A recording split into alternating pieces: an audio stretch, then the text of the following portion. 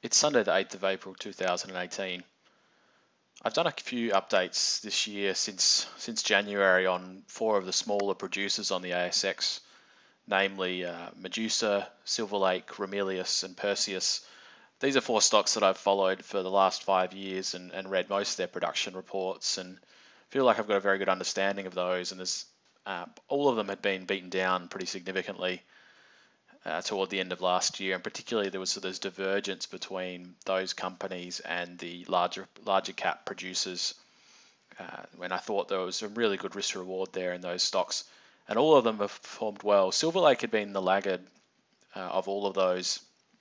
It was only sort of flat for the year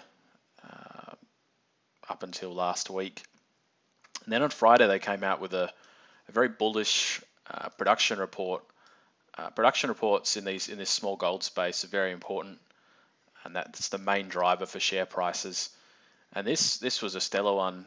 I had a brief look at it when it came out, and just really happy with it. And then saw the stock was up 10% in the first sort of hour of trade. So it had a $21 million increase in cash on hand after producing 47,000 ounces, which is by far their highest production figure in many years. I think it's a record. So, but it was well above. If you look at I've got the December quarterly here, and I was looking through it just to see if there were any signs that it was going to be this much of an increase. There were some positive things in here about they were going to be getting some high grade areas at Maxwell's underground. At Imperial in the open pits, they were looking at high grading some areas at low stripping ratios in this quarter. And there's been a gradual improvement in underground ounces from Maxwell's as well. But to get to that 46,000 ounces sold, you can see there's a 30% increase on December. So everything must have been firing on all cylinders to hit those numbers, because I think Cockeyed Bob as well as they've reopened that, and they're probably producing at about 4,000 to 5,000 ounces in March. We'll have to wait a few weeks before the full quarterly production report, but I expect that sort of that 4,000 to 5,000 ounces. And then obviously Maxwell's have to be again in that at least probably what it was in December, and and that's really positive production going forward, because that Maxwell's and Cockeyed Bob. So Daisy is the main game here and is the consistently good producer. You can see here it's always sort of in that 15 to 18,000 ounces per quarter at decent grades, and that's sort of probably their lower cost center. Every ounce coming out of there is probably in that sort of $1,100 an ounce type all-in costs, whereas something like the open pits at Imperial Majestic, I think probably in that high 1,300s to 1,400 sort of range. So that's their high cost open pit area. I think that's gradually coming to an end now, and they're looking at developing some other new pits, and they'll be doing that in probably in this quarter, in the June quarter of 2018, and then in the first quarter of FY19. So that's coming online. But with this underpinning of probably close to 25 to 30,000 ounces of good underground production. I think Cockeyed Bob has got some. I was reading through a bunch of the old production reports and information this morning, and I think Cockeyed Bob, once it's operating at full capacity, is sort of looking at all-in cost probably more like $1,000 an ounce, and they're looking at 6,000 ounces per quarter in 2018-19. So that's going to give a good underpinning here, and I don't think they're going to be able to maintain this level around 46,000 ounces being produced each quarter. But I think with those underground operations at full capacity, you're looking at sort of maybe that 35 to 40,000 ounces consistently, but at lower costs, importantly. So I think probably more like 1,250 is achievable. Just doing some back calculations this morning, I think this quarter, this 46,000 ounces is probably likely to be at an all-in cost of around 1050 Australian an ounce. So that's way better than the 1350 to 1400 they've been producing at for a solid 2 years. So that obviously really surprised the market, and it skyrocketed, closed on the high there.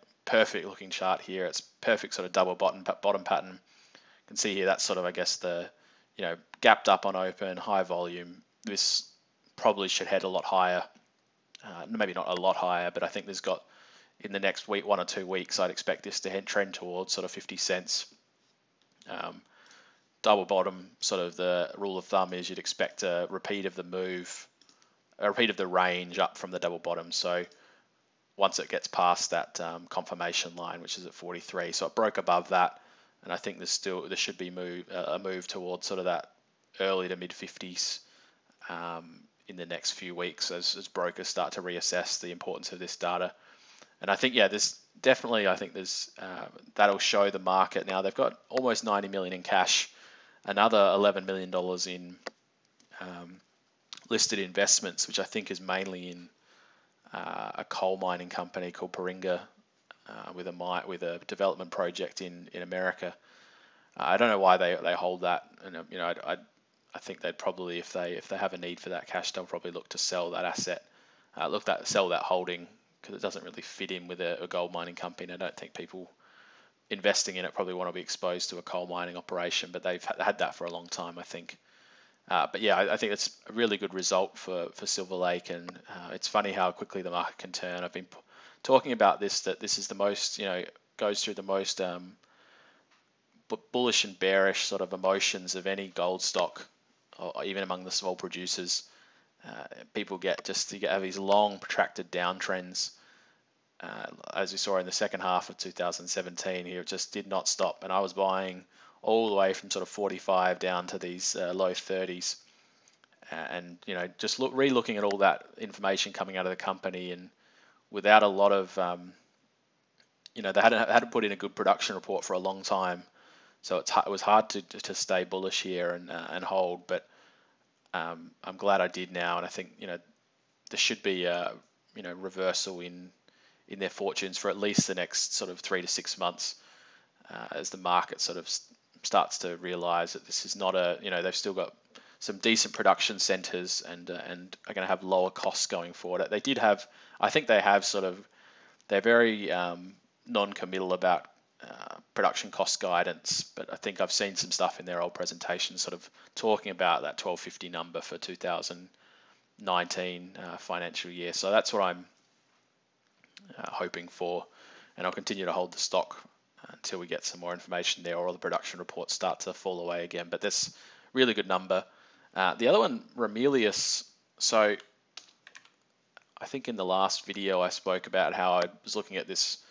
It's broken out nicely above this 48 level, 47.5, 48, where it had been stuck under, and I was looking for a repeat of that, or a sort of a move up from a repeat of this move of the little up ascending triangle, and we had that toward this mid 50s.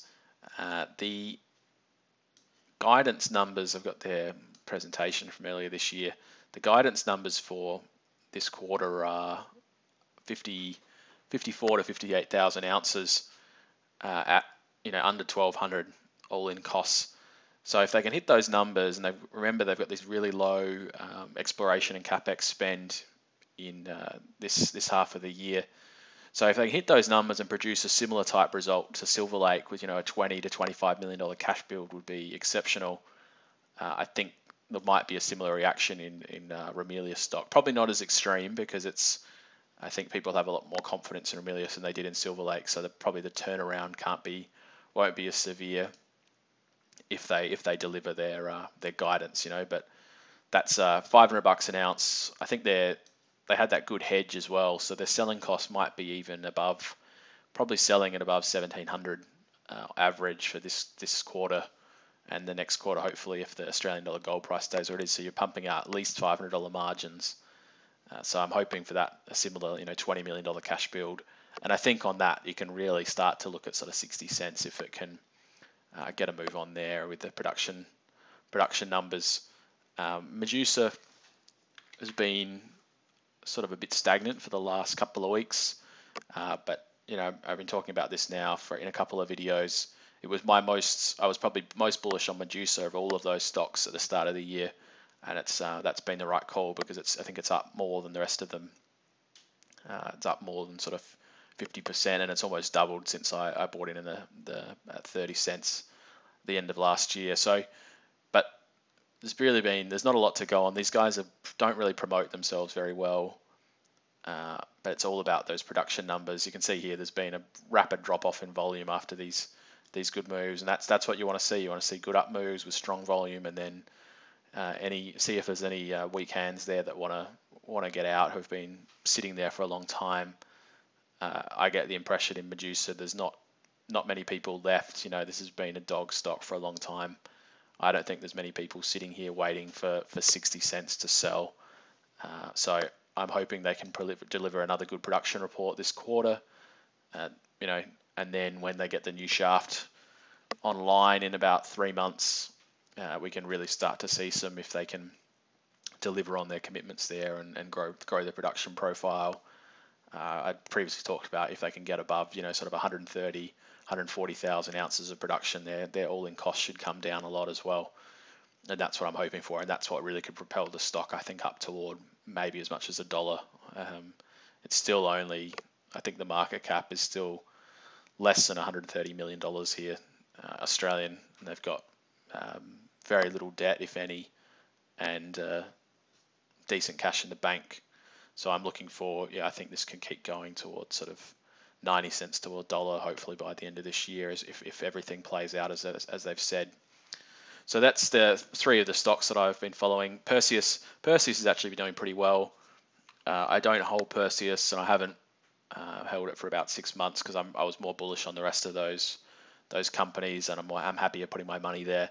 It's butting up against this 48 level again now, where it had that massive volume. You can see here, this was when it got, I think it rebalanced in the GDXJ, huge volume, and that coincided with an extremely poor production report. So that could create a bit of a resistance zone there.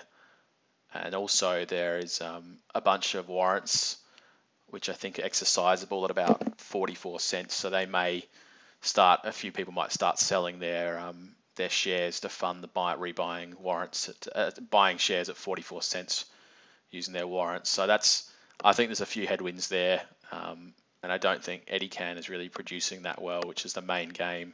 They did declare commercial production at Sissinge, I think, at the start of last week or the week before. So they're ticking along quite well, the best they've looked for a while, but with more than 1 billion shares outstanding, it's sort of the market cap's more like 500 million. And I'm much happier to hold something like Ramelius, which is valued at only less than 300 million, and I think with better prospects. Perseus still has debt. Ramelius doesn't have any debt, and there's Ramelius is operating in Australia, whereas Perseus in some not that I'm opposed to investing in Africa, and I hold a lot of African stocks, but as I said, I'd rather hold something like Ramelius than Perseus at the moment. So that's where those 4 stocks are standing, and prospects for all of them looking the best they have probably for the last 12 to 18 months.